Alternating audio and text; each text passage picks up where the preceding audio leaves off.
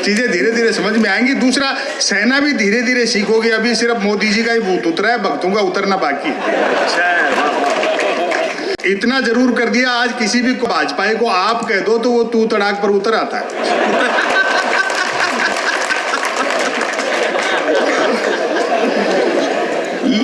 BJP ने तो बड़ा धुआंधार प्रचार किया। ये अलग बात है कि उसमें धार कम थी और धुआं ज्यादा था। गलती सरकार करती है और मीडिया सवाल विपक्ष से करता है। प्रधानमंत्री कदमताल भी करते हैं तो मीडिया उसको मार्च पास्ट बताता है। वाह वाह वाह वाह वाह। वो टेलीविजन चैनलों पर आप भैंस देखते हो, अमूमन 4 जन भैंस आते हैं। जैसे किसी जमाने में अवध के नवाब मुर्गे लड़ाते थे। एक मुद्दे का समर्थक, दूसरा मुद्दे का विरोधी, तीसरा बुद्धिजीवी दोनों को हड़काने वाला, और चौथा एंकर तीनों को भड़काने वाला। वाह। कि देखो भाई साहब, किसी जमाने का फास्ट बॉलर रहा इमरान खान चले गए। मैंने कहा एक दिन कुर्सी सबकी जाएगी, भले ही वो कितनी भी तेज फेंकता हो।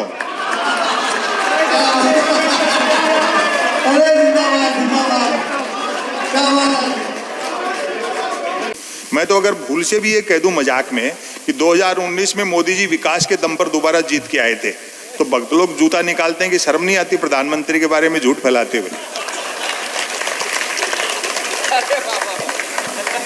मोबाइल तो क्या लैंडलाइन फोन तक नहीं होता था, अतः झूठ सिर्फ आमने सामने मिलने पर ही बोला जाता था। या खान पान शुद्ध था और याददाश्त अच्छी थी। हर व्यक्ति को 7-7 पीढ़ियां याद रहती थी, अपनी भी और गाली गलौच होने पर दूसरों की भी।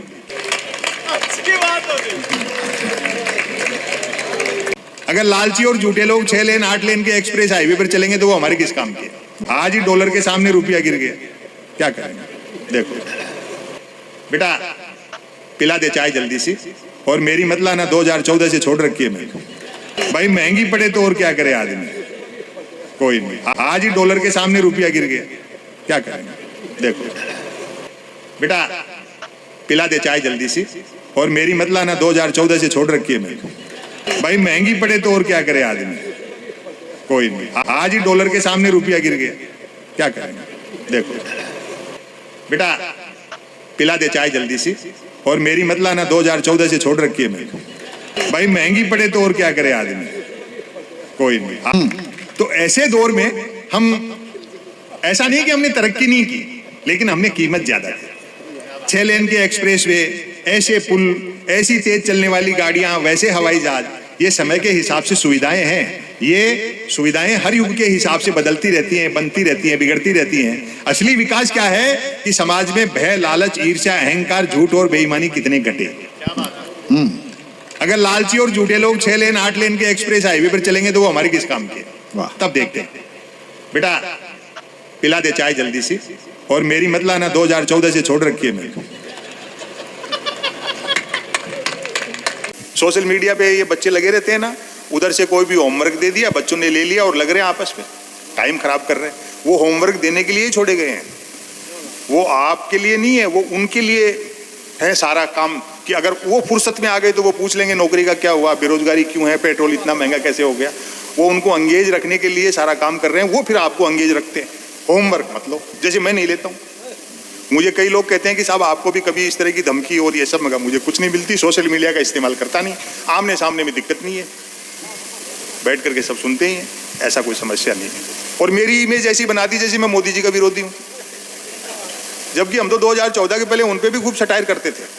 और जो नए आएंगे, जो कि आएंगे, तो उनके लिए तो होमवर्क मत लो, आप हंस करके टालो। तानाशाह की पहली कोशिश ये रहती है सोसाइटी में हंसना घटाता है, और जैसे ही हंसना कम हो जाता है उसका काम आसान हो जाता है, क्योंकि हंसने से चेतना आती है और चेतना से विचार पैदा होता है, और विचार जो है किसी भी डिक्टेटर के लिए खतरा होता है। तो खुल करके हंसा करो, खूब मजे लिया करो, होमवर्क मत लिया करो। लोग कहते हैं कि साहब पार्लियामेंट तो पार्लियामेंट, लाल किले से भी झूठ बोला जा रहा है। मुश्ताक अहमद यूसुफी साहब एक बड़े हाशिम के लेखक हुए उर्दू के, उनका एक जुमला है कि बोलने वाला और सुनने वाला दोनों ये जानते हो कि ये झूठ है तो ये गुनाह नहीं है।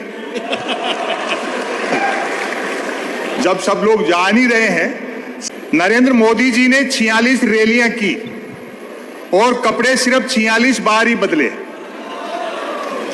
तो भाजपाइयों में अंदर खाने ये मैसेज चला गया कि प्रधानमंत्री में पहले वाली बात नहीं रही।